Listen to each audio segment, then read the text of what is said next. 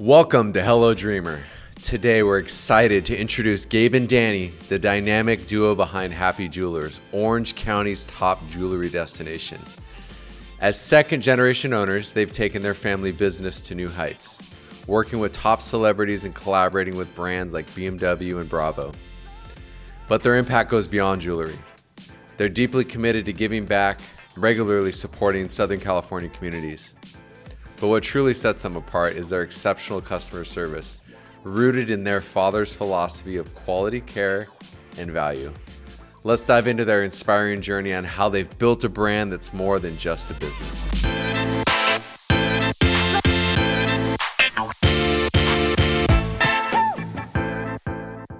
Hi guys, so excited to welcome. have you here today. Thank you for having us. Yeah, we're so excited to have you guys down today. I love it. I kind of want to start with your guys' story. So I know Happy Jewelers is a second generation business. Can you guys tell us a little bit about that? Yeah. So my dad was originally from Istanbul, Turkey. And, he wanted a better life for his family. They grew up as farmers. So when my dad was old enough, he was like 13? Yeah. 13, 14 years old. He wanted to move to the big city because they grew up in the villages in Mardin. Mm-hmm. So he told his dad, he said, hey, I want to go out and I want a better life for my brothers and my sisters and the whole family, So he went to Istanbul at like 12, 13 years old, all by himself. At the age of 13, he literally got on the bus, moved to the big city. Yeah. By himself, literally. And yeah, literally by himself, 13 years old. And then he got there and he had a cousin that had a little room. So he told his cousin, hey, I'm coming.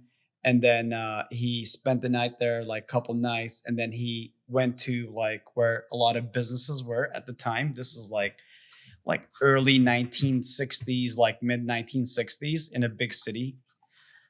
He landed a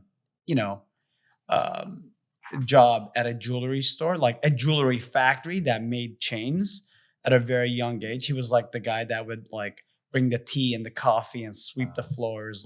So did whatever he had to do to get involved in the business. Exactly. Yeah. And then 6 months later, like my dad would watch the guys like sitting there and making chains. And then one day when his boss was like, hey, come sit next to me. Tell me, what your family's about, where you guys are from. And, his boss at that time was very nice Jewish guy, like that liked families and stuff. They sat down and he just felt so bad for my dad because he's like, he had no idea. He was 13 years old and he had no mom and no dad. Like he lived in a room with his cousin, literally on one mattress. So kind of took him under his wing. Took him under his wing. And then he's like, why don't you sit on the bench today? And I'll show you how we put chains. Because my dad would always watch the guys. He would always see my dad like looking at what the guys are doing. Mm-hmm. He's what the curious. Guys are doing. Yeah. So he sat on the bench and then he gave him, all the tools to put a chain together. And my dad put it together in like 20 minutes. He's like, wait, how do you know this? He's like, I've been watching you guys. And since that day he was like on the bench. He didn't have to bring coffee and tea and lunches for the guys anymore. So cool. That's so cool. I've never heard this story. Yeah. So then how did he get to the US? So after that, the other thing about my dad was like, so he's like 14. He's like working for the guy. And the guy's business grew, like they were selling chains throughout the whole country. He's like, do you have any more cousins like that could come to the big city? They want a better life. Why don't you tell your cousins in the village, come to the big city because we need more workers to make chains. You guys are obviously good people, trustworthy, And my dad, like when they called his, I don't know how he got a hold of his villagers. There's no phone. Yeah. He's like, hey, why don't you guys come down? And he brought him come on over. He sent a note on a horse. And literally a horse. like a fax or something. Yeah. So he brought in his like 15, 20 more cousins to work for the guy. And then at the age of 16, like, the guy like really liked my dad. He's like, hey, you're doing really well. You have done a lot for me. Why don't you, here's some investment, some gold. Why don't you go do your own thing, open up your own chain factory and stuff. Good guy. Damn. Yeah, he was a good guy. That's crazy. So, so literally just basically gave him money to go start his own business. Exactly. Yeah, very little, but I gave him some money. And then, my dad built it over time as a bench jeweler, doing repairs. In LA? No, this is still in Turkey. Okay, still in Turkey. This is still in Turkey. And then, over there, it's mandatory army. So when my dad had to go to the army, he brought his brother in, his younger brother than him. He has a lot of brothers, and sisters. And he took over the business and, tried running it the best he could until my dad was done with the military.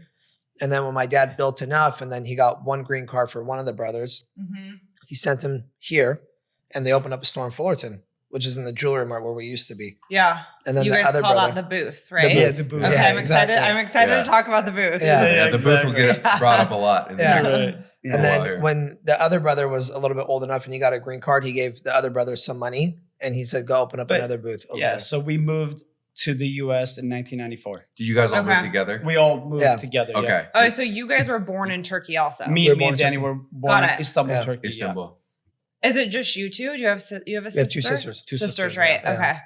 And then he opened the manufacturing facility in LA, and In you guys downtown LA. had the jewelry store in Fullerton. Yeah. So- Yep, exactly. Okay. So me and exactly. Danny, we Mhm. worked for my uncles in Fullerton in the booth days. Like we were 13 years old. I was 13. You were what, 8 Yeah. when we moved to America? Yeah. Mhm. No, I was 4. So your Damn. uncle had the storefront, and your dad owned the manufacturing piece Yes, of it. in downtown Got LA. it. Yeah. Okay.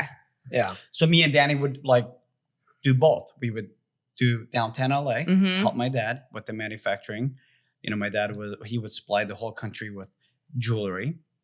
And then on the weekends, we would go to the retail shop with Mhm. my Yeah. uncles. Because my dad loved the retail aspect Yeah. of jewelry. He loved the meaning of it, Yeah. right? Like what it was, like why people were buying it. Yep. And People- then why Fullerton? It's because it's close to LA, Riverside, So and central. Orange County. Central. Yeah. Yeah. Central. It's That close makes to sense. everything. So you guys are essentially wholesaling to yourself. Yeah, Yes. exactly. Oh, that's so Yeah. amazing. Yeah. And Mhm. everybody Yeah. around us as well. Me and Danny both like we know the business really well because like we came from the wholesale world. course. We know how to make jewelry. We know what it takes to make jewelry. So like that's why it was very easy for us to get into, jewelry business and wholesaling jewelry to the public pretty much. Where does the gold and diamonds come from? The gold is from, gold is from, we buy it from like wholesalers, Okay. but those wholesalers buy them from like miners, like, that mine gold. Like, there's a lot of mines in, Mhm. in the US too. Yeah, Like there's obviously Canada. like Canada, Everywhere, yeah. Africa. Yeah, Africa. Are there like brokers you work with? Yeah, Yeah. Okay. That Yeah, makes sense. definitely. You guys actually, so this is so intriguing to me. You actually physically buy the raw gold and then you guys make it into form, Mhm. like a Yeah. form or It'll shape. come in like if you're in the manufacturing business. So like, there's the bars, which you see on TV and stuff like Right. that, which those exist as well, Yeah. right? But if you're in the manufacturing business, you're actually buying like the grain, Okay. which is pebbles. Oh, interesting. And then depending if Okay. you're making 14K, 18K, 22K, you're mixing different metals like nickel and stuff like that to get the purity of it. Right. And then you're forming it in from the wax. So you're actually casting it. Oh, that's Okay. so cool. Yeah. And you guys had all of that in downtown LA. Yeah, in Everything. downtown. Still today, right? Still today. Yeah. Yeah. That's so cool. And you've obviously brought some of that to your Fullerton store, which we'll get into. Yeah. That's so cool. It's Yeah. it's so intriguing to hear Yeah. this. And then what about the diamonds? When you buy them, do you see them before you buy them? Oh yeah, absolutely. Like in person, or is in it person. Okay. When we used to when we first got into it deep, we used to Mhm. travel to overseas to buy the diamonds because we want to get the best price. We don't want to never go through middlemen. Mhm. So the diamonds come from Israel and India and Belgium and Holland. But right now India has it's like I would say 90% of the market is India. Interesting. Yeah. Damn. But the roughs come from Africa or Canada. It's where like the they site mine 'em. holders, Yeah. the actual site holders. So like, it's the mines, and then they have certain site holders that they sell the product to. And then those site holders will, depending on how large you are, they'll only sell to you, right? So they're mostly dealing with wholesalers. But because, as you guys know from our store in the factory, Yeah. we have a crazy amount of volume. Yeah. So we're actually able to buy directly from them, which essentially cuts like 2 middlemen, no? Yeah. So the site holder is like the distributor? Yes. Essentially, yeah. Okay. So like a lot of people will say, oh, like, so does India and Israel or Belgium have mines in the country? No. There's no mines. Like those are like the biggest site holders, distributors Uh-huh. for the diamonds. Like, so that's where all the mines are in Africa and Canada, and some in Australia. So those like So what it is like pretty much the mines will have select site holders. So they have 50 site holders, right? Yeah. Around the world. Those site holders, they don't know what they're getting that month. Mm-hmm. They're receiving a box. If it's 50, $60 million, they're taking that box and they have to take the rough and they have to cut it. Yeah. And then they have to sell it. How does that process work? Like when you actually get a stone, right, that comes from the earth to cut it into like what you see in a showroom today. Nowadays, they have yeah. like extensive machinery, equipment, scans. The computer is essentially telling them like, hey, you're going to cut it like this because look, at the end of the day, it's a business, right? So these guys need to maximize their profit, So the machine tells you which way to cut it where you can maximize the amount of money you're getting out of like the it'll diamond. tell you like, hey, if you cut into a 2 carat, you're going to get this color, this clarity, this cut, this polish. But if you cut into 2.5, you're going to get less of a clarity, but it's worth more money. Yeah. Right? Rough diamonds, diamonds are not very pretty when you get them. They're literally like little clear rocks. Then you got to buff them out, like polish them, cut them really nice, and then they become really, really sparkle. Yeah. Now, how do you guys Interesting. make up your mind as far as, because I know there's a grading system, right? And I know this just from going through when we all met, going through the process with her, right? It took me months to pick out your stone just because I would go and I'd pick your guys' brain. I love learning about this stuff, but explain the process at which these things could get graded and the different people or agencies that grade them. Yeah. So there's like a few different agencies that grade diamonds. There's GIA. That's like the Bible of diamonds, they're very conservative and they grade very like conservatively and they grade the strict. I would say like the best. There's IGI, they're good too, but there's AGS, EGL USA, but pretty like the diamond standards are like always through GIA, I would say. Yeah. And there's like different, the color chart starts from D and then it doesn't start from ABC, it goes from D to Z. So every letter has a grade, and clarity means how sparkle the stone is, how much the stone has inclusions. It starts from flawless and it goes down to I3. Yeah. And when Chris bought your ring, oh man, we would bring in stones like every week. He was having a great time. He's like, he's a researcher. I'm just like, that one, let's go. I'm done. I like to go deep. I want to know because it was an investment. It was a lot of money to me at the time, right? Absolutely. And it was nice. You were so good. We'll get into this. Like your service was so good. I almost wanted to keep going back. Just to hang out with you guys because you guys were, you made me feel so welcome. Yeah. And you also educated me and made me feel like I was doing the right thing. I knew I was doing the right thing, but actually making that investment and, buying that stone. It was really nerve-wracking. Yeah. Well, it's nerve-wracking. The first time buying of course. You're handing over a lot of money for a rock and, that was beautiful. So okay, I want to talk about the booth days because that's when we met you guys, and I want to tell you guys my perspective, but then I want to hear yours, right? Okay, so your booth days. Let's see, like 7 years ago is when 7 years ago. We got the booth. 7 years ago. That's when we met, right? Yeah, about 7 or 8 years ago. Yeah. So to me, like I'd walk in, the lines weren't out the door yet, right? Yeah. You guys had just started maybe got a social media manager posting on Instagram. Right. And to me, I feel like, and correct me if I'm wrong, because I really want to know this, your guys' business exploded because of social media. Yes. Okay. Yeah. I want to hear about that process because 8 years ago, going in the store, you guys were in this tiny jewelry mart. Like even at the time, you were the most busy booth always. Yeah. There were people surrounding that little camera or counter. Yeah. 5 girls like squished back there. Plus you two, that massive safe. So just to put it into perspective, you guys were in essentially a retail space. Yes. In a strip mall. Yeah. It was, how big is that retail space? 4,000 feet max? Yeah. About 3,000-4,000 feet, and there was 29 vendors. 20. Think about that. So do the math on that. You guys had like 100 square feet. They all hated you guys because they were the busiest. Yeah. So you guys had 100 square feet, 50 square feet. What was that? Probably like maybe 100 square feet. Yeah, it was nothing. It was like very small. Literally like nothing. Like if you took like maybe 5 steps, you'd cover our whole showroom. Yeah. You guys are stepping all over each other. There's that big safe back there. Yeah. Exactly. We were like 8-9 people cramped inside the booth. Yeah. But it was good times. Like we had a good time. I would just I was very attached to that booth. It would people would be like, why are you still here? You need a bigger store. You need to bring your team from LA here. So everything goes smoother, easier. But it just I was attached to it. But COVID hit. And then that's when we decided to go on our own. Yeah. Well, I feel like you guys did it at the right time though. Cause some people, they will jump too soon to like the next, like a bigger storefront or a bigger office. And it's not the right timing. Like from a money perspective, like, can they even afford that? And I feel like you guys waited until you were literally overflowing that booth. Yeah. Right. And then you got your own location. Yeah. You're absolutely right on that. It was just, everything was timing and it worked out. Like, I'm glad we stayed there till we stayed there and COVID hit and we had to, I mean, when COVID hit, like we were still doing a lot of business, but we weren't allowed to go inside because again, it was the jewelry mart. I didn't have the keys to the jewelry mart.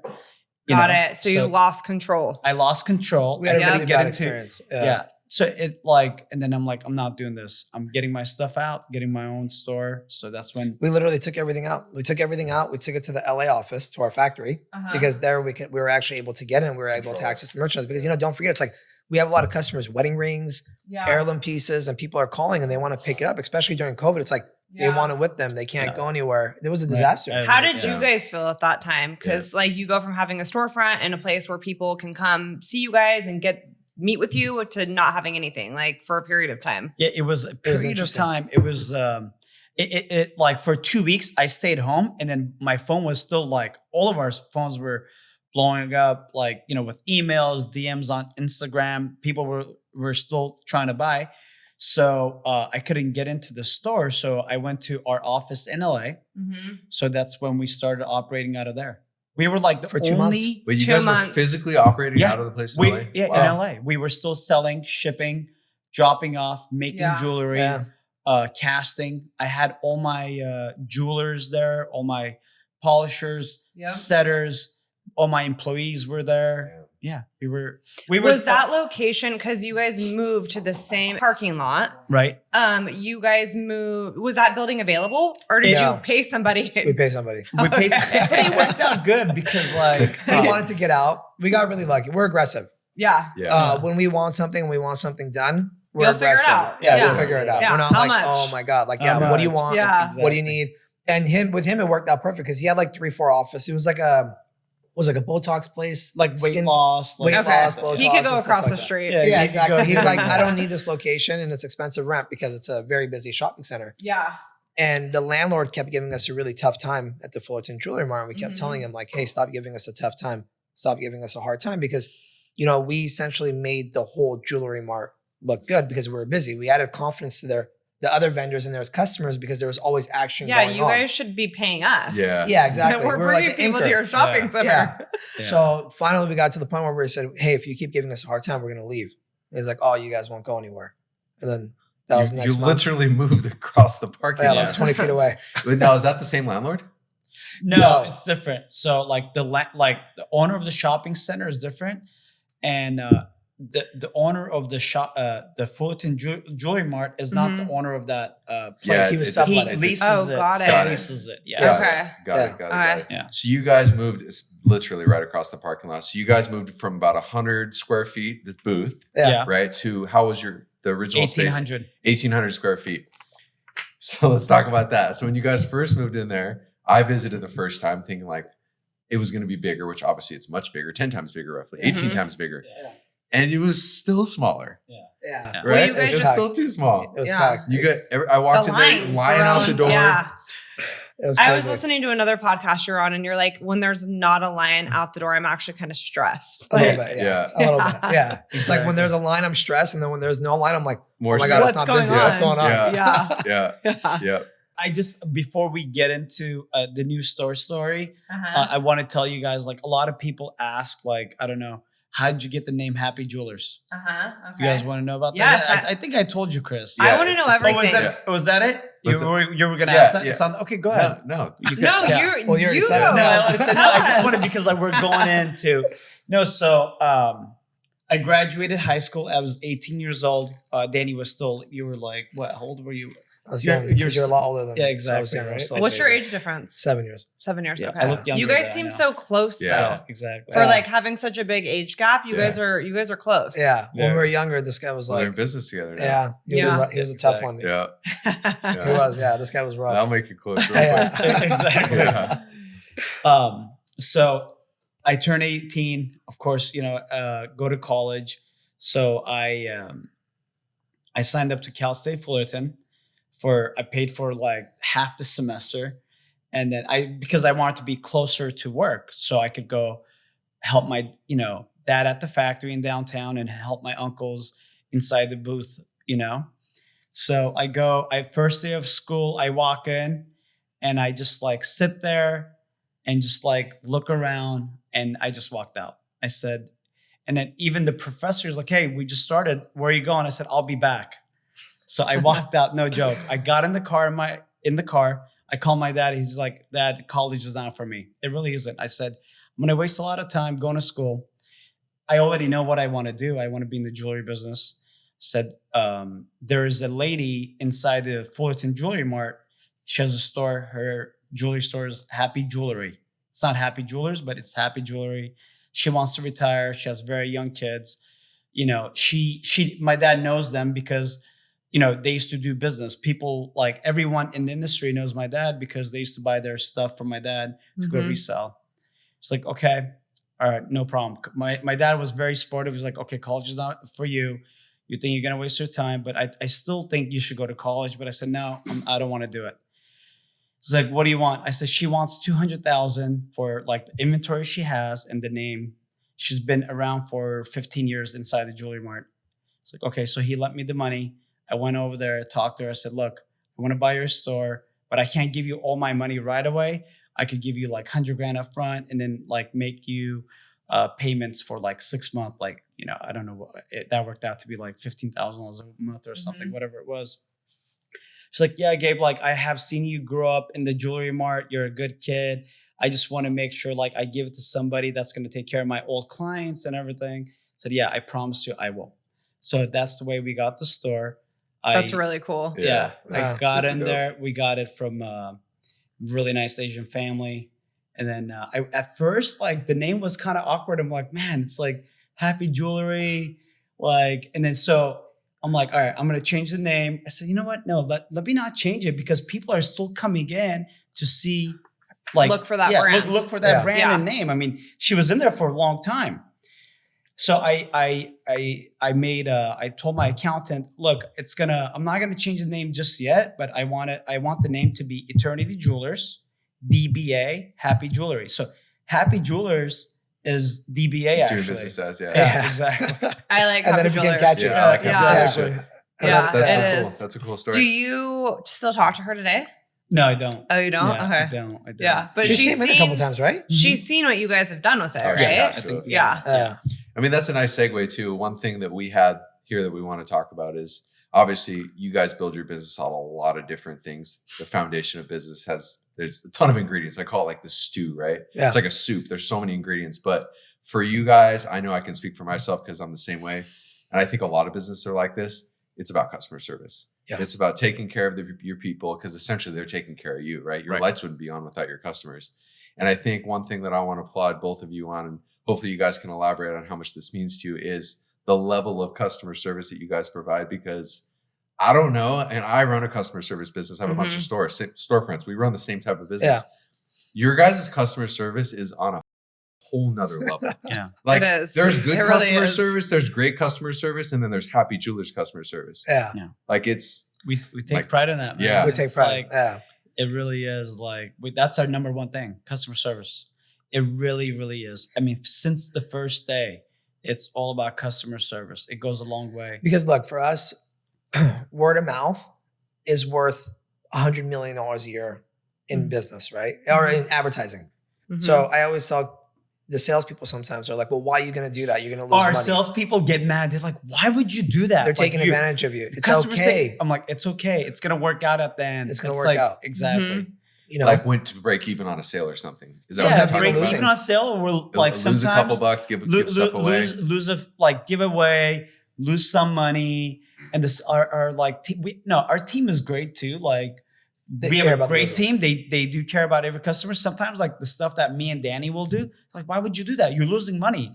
We're like, it's okay. It will work out at the end. But see, that's a nice point too, is, obviously you guys have salespeople that you take really good care of. yes.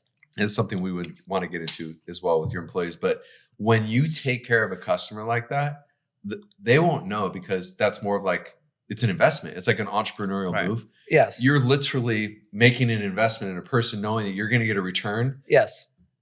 Yearly, monthly, whatever it looks like forever, plus their friends. They're like little seeds that you're planting and then they all sprout into this forest. Exactly. And then the customer service, like, I always tell people, I said, business should be fun. It shouldn't be hard. Yeah. Right. If you build a relationship with somebody and it's better than, it's not just like, oh, you're coming in, you're buying a product from me and I'm giving you the product, but you build a relationship where you become friends, then business is fun, right? It's not like this. Yeah. Like, exactly. That's why we're all sitting here together. Yeah. Exactly. I know. I walked in one time and I was like, I was actually shocked. So I was sitting there waiting for my ring. I was getting my ring cleaned or something. And this guy came in and he's like, I'm looking to buy my girlfriend an engagement ring. And the girl behind the counter, she's one of the sales girls that has been with you guys for a long time.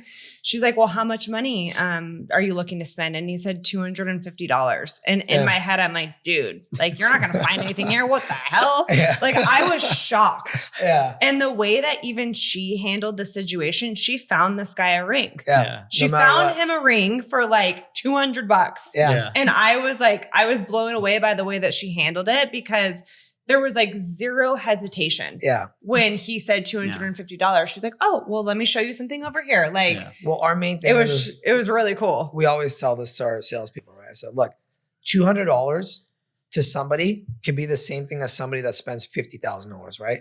That person might have saved for 6 months, 7 months, that $200.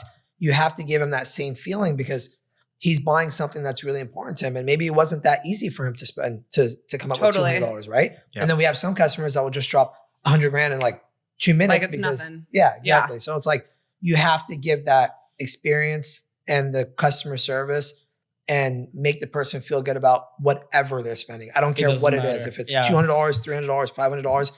And the minute we don't see a salesperson doing that, that'll be one of your last days at Happy Jewelers. I tell my staff that too.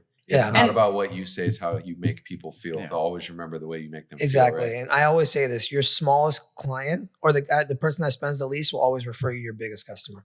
Mm-hmm. And that's the most true statement because we've had people that come in that spend $200, $300 and they'll refer us a customer that will spend $500,000. All day. Like it has happened like from my booth days. I remember, I'll never forget, like, helping a customer out, like do a battery or free repair on a sizing and everything. And then he was like, how much? I'm like, no, don't worry about it. I take care of this one. He's like, really? He's like, yeah, I just take care of it. He's like, let me give you something. Buy like lunch for your staff. I said, no. But that customer I know has sent me like my biggest customer today. It's crazy. Like biggest, like, It goes along. But but one customer, I mean, he has sent me a lot of business, but that's just the way it works. But at the end of the day, Happy Jewelers is Happy Jewelers because of, customer service, social media, and inventory. Mm-hmm. Inventory. It doesn't matter how many, like, you could have lines out the door, but if you have nothing to sell, it's like, what are people going to come see? It's basic economics. It's supply and demand. Like you guys have both supply and demand. You're almost kind of controlling the market. Yeah. That's I sometimes like I always tell like our employees too, like we have a great social media team, like really good. Everybody does their job. Me and Danny are there at the store every day, greeting everybody, talking to every single customer that walks in. But I think the formula, if you don't have inventory, you have nothing to sell. Totally. It's like you can't be who you are if you don't have inventory. Like, obviously we carry, like, just like you said, the $250 engagement ring, and we also have a $2 million ring too. So I think inventory is more important than anything else today. Yeah, because sometimes people go, oh, you're crazy. Like, how'd you have like the courage to buy something like that? Isn't that risky? Really I said, it's like, you won't sell it unless you have it. Yeah, exactly. Right? What are your guys' roles within the business? Like, what's more of your focus and what's more of your focus? I handle more of the watch side of it. Okay. I'm running the watch side of the business and he handles more of the jewelry, the diamonds, the manufacturing side of the business. Got it. What does that ratio look like now as far as like the actual business that you're taking in? I would say 40% is watches, 60% is jewelry. Yeah. I wouldn't have guessed that. That's massive. Your guys' watch count inventory-wise has exploded in the last couple of years. Every time we go in there, there's more. Yeah. We have about like anywhere from 700 to 900 watches at all times. Chris is itching. He's He's been talking about it a lot lately. You know exactly what I want. Yeah. I'm just waiting for it. Yeah. I'm just waiting for it. I'm being patient. Yeah. I'm being patient. Yeah, he's close. Yeah. I've heard it quite a bit of times. That rose gold root beer is calling my name. I know. Yeah. I'm gonna get you one. I'm gonna get you a good deal on one. I'm That'd be waiting for it to amazing. come in. And then let's talk social media a little bit more. So I feel like you guys started that like at the right time because that led you to some of these bigger clients and customers and these celebrities and influencers. Is that how they found you, was social media? Yeah, through social media. Again, like how did you know to push there? Like, You know, when this guy first started doing Instagram, and I'm younger too, right? So I'm like more of like the millennial than him, you know? I'm like, dude, really like social media? I said, what the hell are you gonna do on there? Like I was so like, I wasn't for it. I was always like one step, like, you know, and then I saw all of a sudden, I'm like, oh, where did that sale come from? Oh, it was an IG lead. The guy emailed us. Where did this sell? I'm like, wow, like this actually works. This was it a girl who was like, hey, let's just start posting this on Instagram? Or like, how did it start? So I always had the mind for, I'm like, social media is going to be really, really big, but I can't be doing, I'm a guy, like I don't have like nice nails and, you know. Yeah. We didn't have a team at the beginning. It was just a we sales didn't have people. a team together, but I knew social media would be like the biggest thing. So I put on a good team together and we pushed it really, really hard. But in the beginning, it was just a salespeople. Yeah. I feel like your timing was like impeccable. where Happy Jewelers was at that time period and where Instagram was at that time period. It was the perfect match. Yeah, like, it was perfect. Perfect harmony. And we were working with like a lot of influencers too at the same time. Like we would reach out to influencers. Hey, like if let's collaborate together or like send them a piece and some cash on the side. If you could just promote the name. I think that was like, it's the best advertising. Totally. Yeah. This is before many people were doing that. It's almost like you can't, when you do something like that too, because there's no data to track it, like you can't track that ROI. No.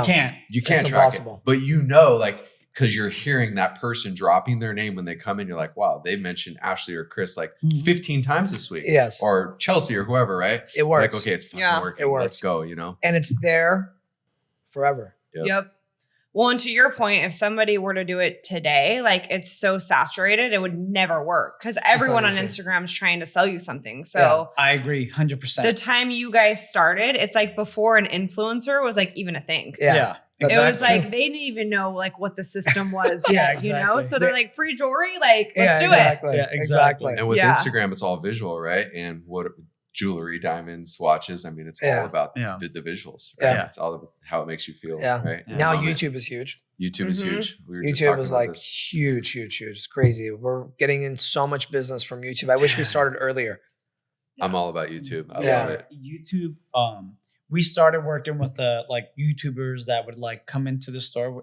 We work with producer Michael, the English guy. Have you ever seen him? No. Yeah. No? I saw one. I was in there one time. Yeah. Who is it?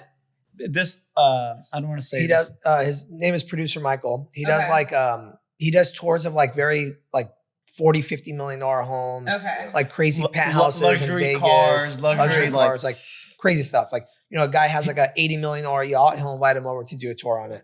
Guy's trying to sell a $150 million house, they'll invite him to do a tour of the house. Like countries will invite him to introduce their country to like tourism. Like the country he was just Dubai. in Dubai. But like the shits over there, like flew him in to do so a thing. crazy how people get in these situations. But it's nuts. It works. Like his is like he'll do a video of this home and it will sell.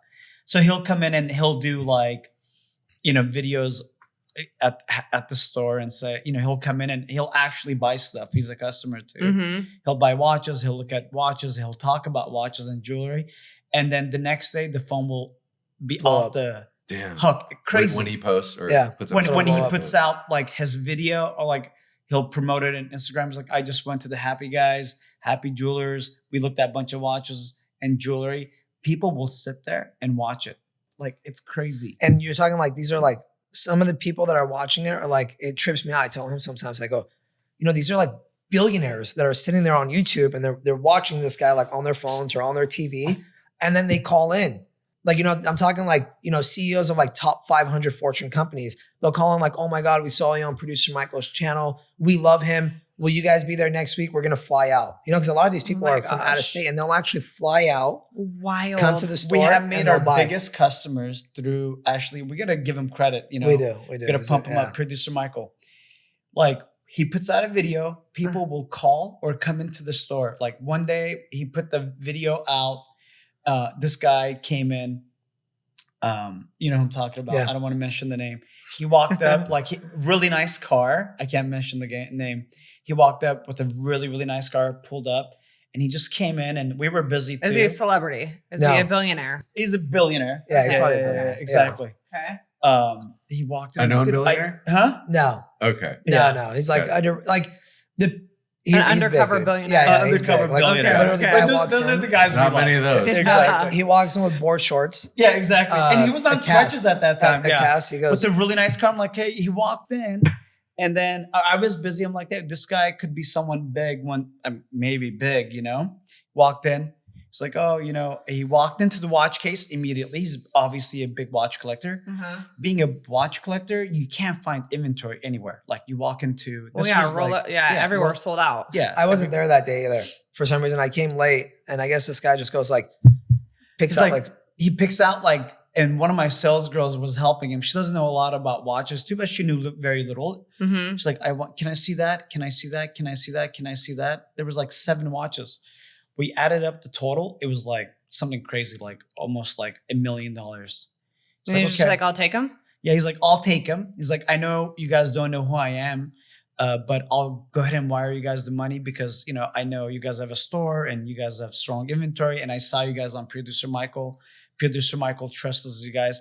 I'll wire you guys the money. But as soon as I wire in the morning, can you guys send these watches, deliver them to me? So this guy calls me. He goes, hey, dude, this guy came in. He's like, you know, he's going to wire the $1 million. I was like, he's going to wire it tomorrow. I was like, yeah, okay. Okay, bro. I've heard that one before. Goes, exactly. You know, if it comes in, he's like, you have to go deliver it to him. You have to go personally. I was like, okay, bro. I was like, if magically the $1 million wire, it was like 980 grand comes in, I said, I will be more than happy to go deliver it. I will size every single watch. He's like, I'll even polish the shoes.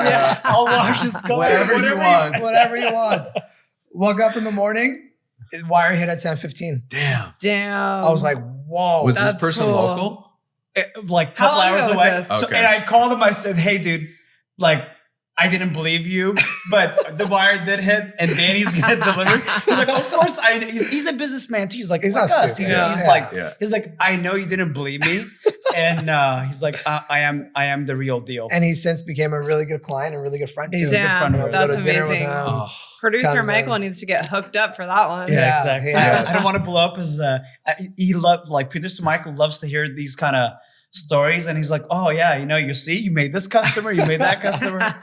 No, but YouTube is huge. So, I mean, just through one YouTube video, we get a lot of customers in. But I mean, I think YouTube is just kind of the way Instagram. 10 years ago, it was Instagram. It's a new TV. But I think YouTube is going to be the up and coming thing. Yeah. I don't even think it has anything to do with Instagram. I think it's the new TV. It is. It is. I mean, our kids, exactly. All they watch is YouTube. Exactly. When I watch YouTube, I don't, unless the Dodgers are playing or me too. I'm the same way. I never turn on TV. It's just YouTube. I don't even remember the last time. The only time we watch TV, it's actually one time a year when American Idol's on. Do you guys watch American Idol? No. Oh my God. Me and Chris love American Idol. It's our guilty pleasure. You guys, I never cry, but when I watch American Idol, I will bawl my eyes out. Just because I'm so happy for these people whose lives are changing. Of course, that's awesome.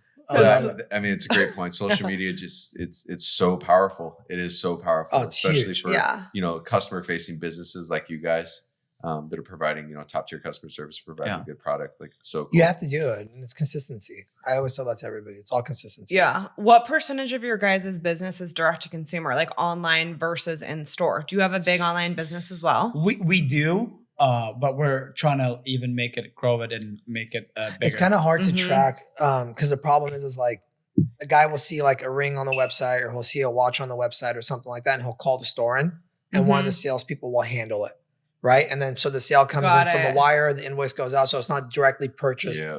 You almost have to have an inventory of your little letter necklaces or whatever, a couple to items. Be able to track that. Yeah. Because then people go on the website, they see it come in. Sell out. But it could do more. But it could do more. But again, we have a great website. We have a great team on our marketing for that. But a lot of people do go on the website and just come into the store because sometimes if they're local, they want to see it on, try it on. Yeah. But it's surprisingly like sometimes like the orders that we get online, I'm like, wow, I can't believe this guy just bought this ring for $100,000 in Iowa. I'm like, who's this guy? It's crazy. It's a trip. It's a trip. And you just ship it to them and you never meet them or talk to them? Yeah, you never meet him, never talk to him. No, depending on who it is, we'll call in for like the customer service aspect. Bigger purchases. Yeah. Like, hey, like, you know, you bought, like, do you want to know who we are? Like, you know what I mean? Like, you just spent like $100,000. I know who you guys are. Yeah. He's like, I got this call one day. He's like, this is crazy. This was like maybe 4 years ago. And this guy, and I don't know, it was like in Midwest somewhere, like the really like wealthy guy. He's like, he sent a DM on Instagram. He's like, oh, you know, I want to work with somebody. I don't want to buy it online. I want to work with somebody remotely, like through text or email. So he reached out and one of my salesperson sold him a diamond for $100,000. He's like, after he sold it, you know, our salespeople are very friendly. They build a relationship. It was Pete that sold it. Pete is like, hey, dude, like this guy wants to talk to you. Before I shipped the ring, he paid for it. He's a really nice guy. He's like, he's the guy picked up the phone, businessman. He's like, I just want to congratulate you, man. He's like, I live in Idaho or Iowa, wherever he was. He's like, I have a family jeweler that my family's really, really mad at me that I didn't go to my family jeweler. He's like, but I had to have this ring from Happy Jewelers because my girlfriend said the ring has to be from Happy Jewelers because all the influencers and all the social people that she follows, it's crazy. Buy from Happy Jewelers. I mean, like my family jeweler is pissed off at me, but I have to buy it from you guys. But congratulations. That's how Chris found you. Yeah, all my rings that I was seeding him with before he engaged me was like all of Happy Jeweler posts. I think it was from Bobby too. Yeah. That's cool. Like, that's good. That's just, she was just sending me pictures and videos, and I love it. Yeah, and I'm sure we could sit here for days and talk about your guys' stories because I'm also interested in like the clientele of like I don't like shady people. Yeah, I guess. Yeah, right? Are there a lot of those? No, we don't. We won't take it in. I'm sure you guys can sniff that out. Yeah, like you've been in the game for so long, like you can smell that. You can smell that shit before it walks in the front door. We respectfully say it's not for us. Yeah. What if like somebody comes in and like they may be a little shady and they buy a bunch of stuff and then they like want to return it? Like let's say they're out of money and like, will you guys just take it back and give them their money back eventually? There's like a restocking fee and stuff like that. Yeah. Interesting. Well, one thing I will say, you guys always hold your word on if you are in a watch or a stone for a certain dollar amount. You guys are always willing to take it back to that dollar amount. Yeah. That's for sure. Yeah, that's cool. Do a lot of jewelers do that? No. Yeah, that's cool that you guys do that. Yeah, that's definitely something you have to be able to have the liquidity to do that, right? Because that's inventory. Yeah. Right. Yeah. That's literally dollars and cents sitting back on your shelf, right?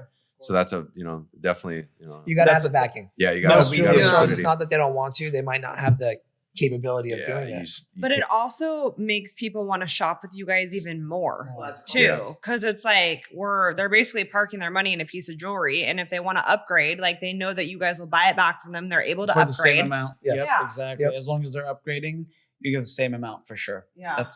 So how does that explain this to me? So let's say I'm in a watch. Let's say I buy whatever watch for $20,000 5 years ago, right? And then all of a sudden it becomes the Sprite, right? The left-handed one now, right? Is that the Sprite? Yeah. Okay.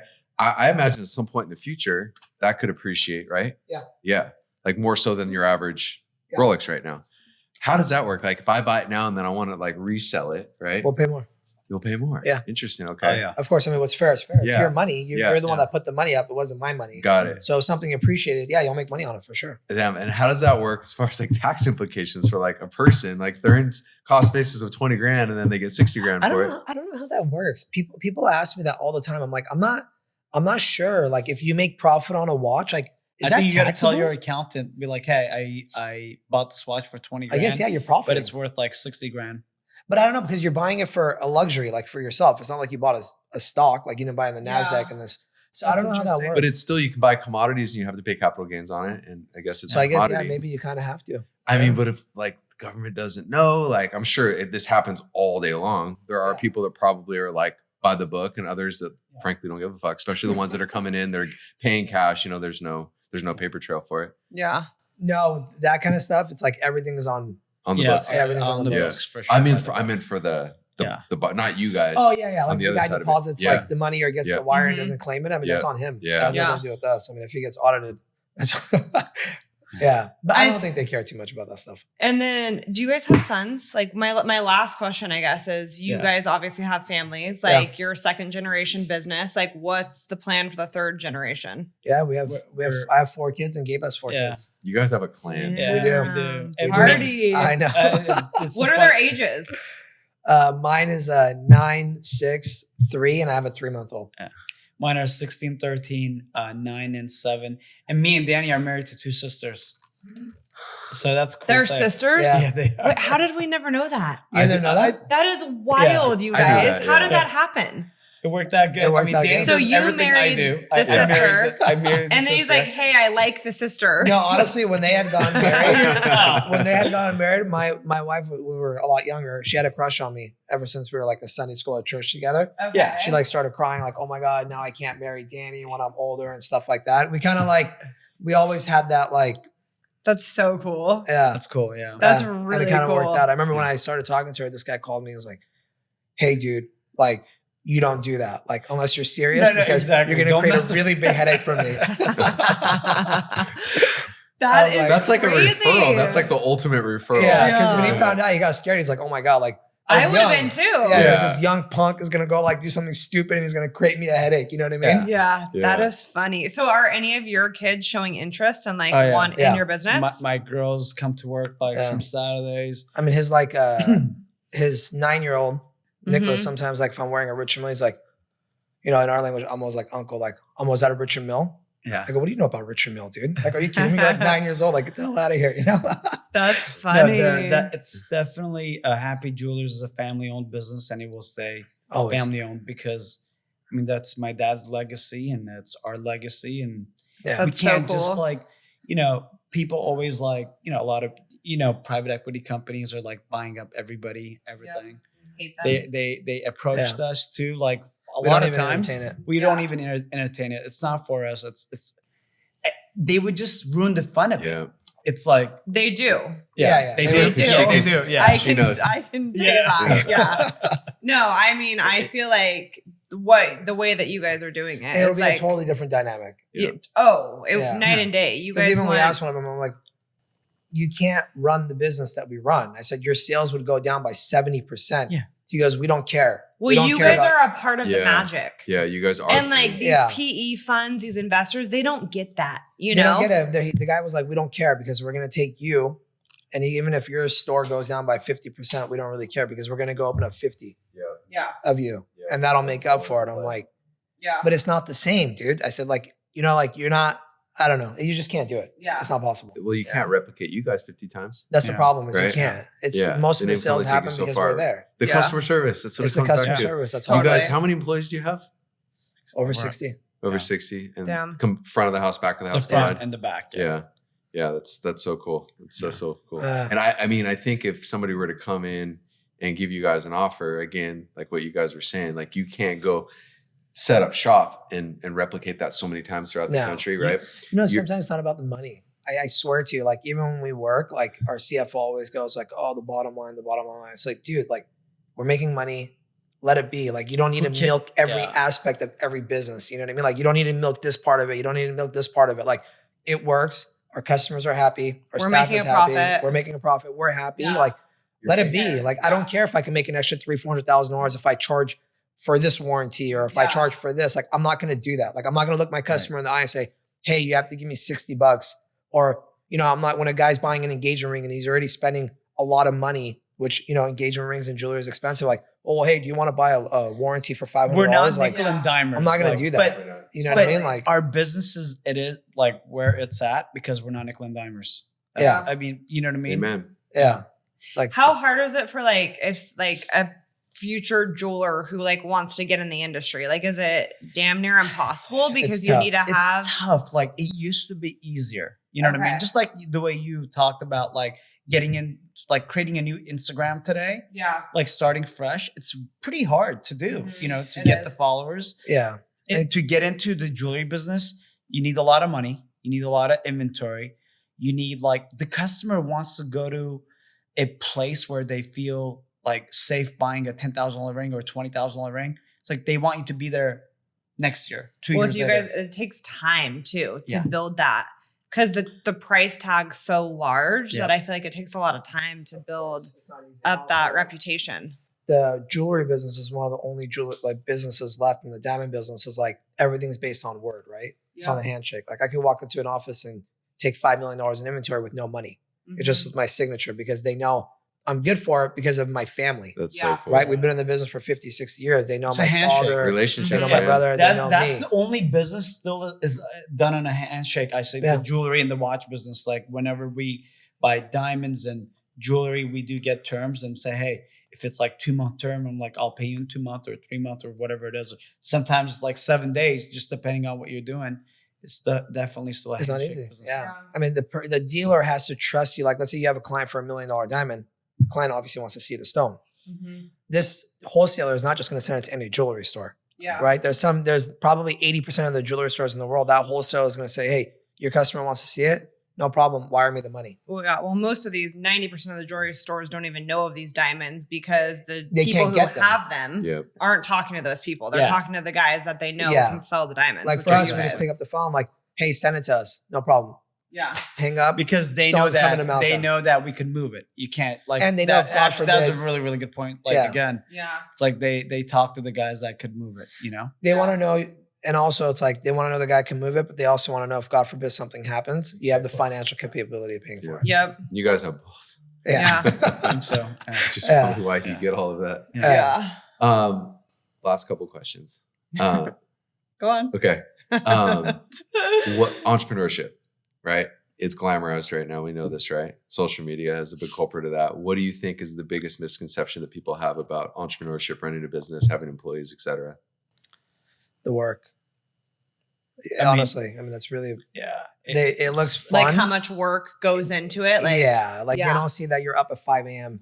answering messages, checking your bank account. Like, checking your bank are we going to have overdraft today? Can we, make the payroll or the commission payroll? Like, buying, a guy calls me in the morning, like, hey, I have this, this watch. Like I just put it on the way here. I was selling him. I just put a bid on a watch in Taiwan for a Patek for $450K. And another Alonga for $100K, that's $550,000, right?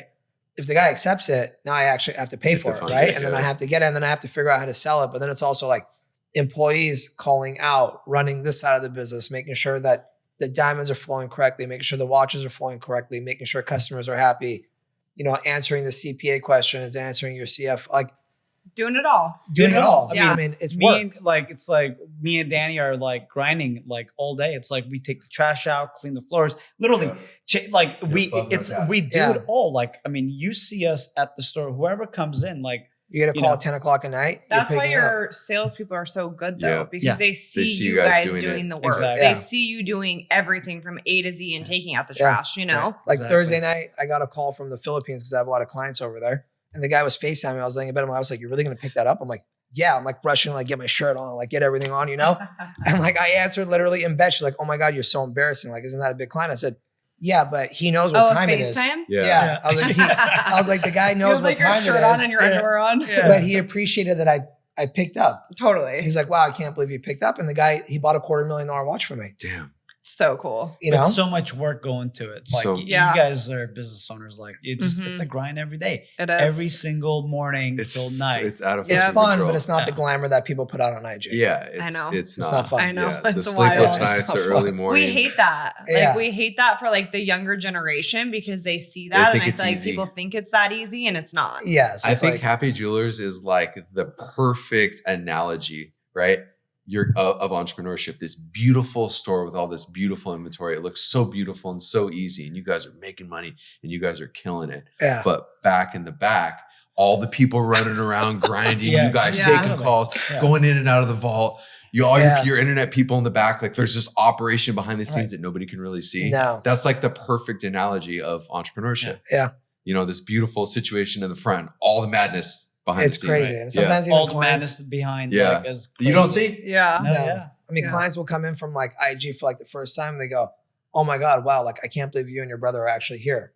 I'm like, yeah, obviously. Like, how do you think the business runs? Yeah. Like, you know what I mean? Like, we're here every single day. I mean, you guys are a big deal. Yeah, you guys, for sure. And but it's like people get shocked. They think like we're sitting in the back and just looking at like just collecting money. Exactly. Like the Monopoly guy. Yeah, literally, like, dude, like, with all your diamonds and watches, just raking it in. We're in the front. I mean, we're sizing watches. Like you said, we're taking the trash out. If water spills on the floor, we'll grab a paper towel and we wipe it. Yeah. Now, when people come to you and you guys are killing it, like in your head, you're like, I'm like, yeah. Right. Well, what do you think when somebody says that? Because people tell you that 10 times a day, I'm sure. All the time. And then when they get shocked, they go, oh my God, you know, like I honestly say thank God. Yeah. Like, we're just blessed and thank God every day. Yeah. You know, we thank God every day that we have the business and, you know, we have the continued support and we have the loyal clients that always and friends that will always come back to us. But yeah, when people say that, I'm like, oh my God, like you don't even know the amount of work. Yeah, that goes into it and how long it took me to get here. That's the thing. It's like I always tell even my little cousins that are getting in the business within like, you know, a lot of our families in the business too. I always say like consistency.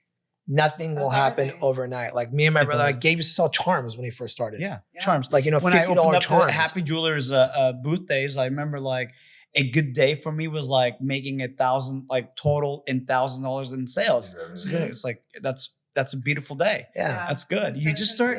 That's it. Yeah. You start slow. Nothing happens like overnight. Like, but like you said, Chris, like people think like, oh, I'm going to open up IG page or like YouTube page. I'm going to blow up and make millions and billions. It doesn't work like that. It doesn't work like that. Yeah. I always say there's no overnight success. A lot of these young kids, like they just want instant gratification. Dude, it doesn't work like that. Is there stories like that? Yeah, there's stories like that. The anomalies. Yeah. There's the anomalies. Yeah. Like most of the businesses that you see that you think are like that, it took them 10 years to get to that overnight success. Exactly. 100%. And you don't see the failures. Totally.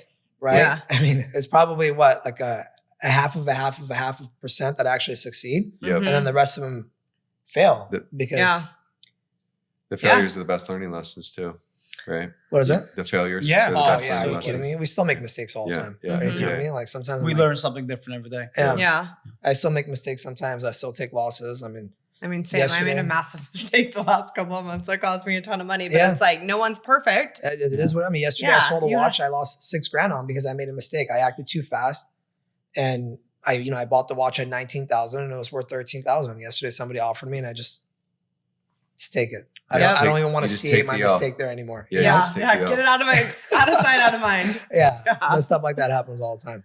Well, you guys are so amazing, and thank you so much for being here. Of course, thanks for having us. It's an honor to be here. Yeah, what you guys have built is like truly remarkable, and I mean, like unique. Yes, thank you. Is the word unique, inspiring, jaw dropping. And if anyone has not been to Happy Jewelers, they definitely should go. Thank you. It is an experience of an experience of an experience. It's like the upper echelon of service in a sense. And we're thankful for you guys, your guys' friendship, and for always taking care of the people that we send in there. Always. Yeah. Thank you for having us. You guys are the best. Yeah. Thank you. Definitely.